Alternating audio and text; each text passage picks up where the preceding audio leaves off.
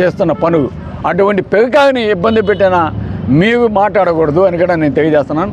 ఏది ఏమైనా ఈరోజు ఈ 5 మీద యాక్షన్ పోలీస్ డిపార్ట్మెంట్ వారికి తీసుకోవాలని ఇచ్చాం. ఎందుకంటే నేను ఏదో ప్రెస్ మీట్ పెట్టి మాటలో ఒక వార్డు తప్పు కావచ్చు, అసలు మాట్లాడచ్చు, ఏం తప్పే ఉంది, మాట్లాడచ్చు మేము కూడా. ఎందుకంటే ఎంతమంది అనలేదు, సైకో అనలేదా జగన్మోహన్ రెడ్డిని, ప్రతాప్ రెడ్డిని సైకో అన్నారు ఒక నాయకుడు అంటే దానికి ఆన్సర్ మేము ఇచ్చుకుంటాం.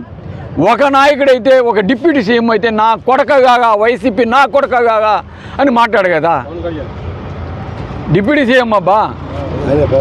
సో అటువంటివన్నీ మాట్లాడుంటే ఏదో పనికి మావినా అని ఒక్క వాడు వాడినందుకు ఇమీడియట్గా ఎంత రెస్పాండ్ అవుతాడంటే పోలీసు డిపార్ట్మెంట్ ఇమీడియట్గా నాకు నోటీస్ పంపించి ఈరోజు నిన్న వచ్చి ఇచ్చాడంటే ఈరోజు ఇవి చేసిన ఈ ఘనకార్యాలు ఈ భజన కార్యక్రమాలు ఈ విధంగా నాయకులు స్పందించడానికి భయమో ఏమో కానీ ఈరోజు ఈ చేత వెనక నుంచి డైవర్షన్ కార్యక్రమం ఇవి చేసే అవినీతిని బయటపడనీయకుండా డైవర్షన్ కార్యక్రమం ఏ విధంగా చేస్తున్నారో చూస్తాను.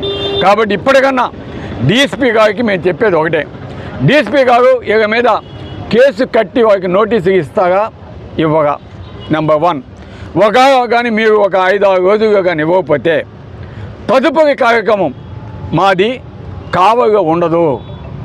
తదుపరి కార్యక్రమం ఎక్కడ ఉంటుందో మేము తొందరగా మీకు అనౌన్స్ చేస్తాం.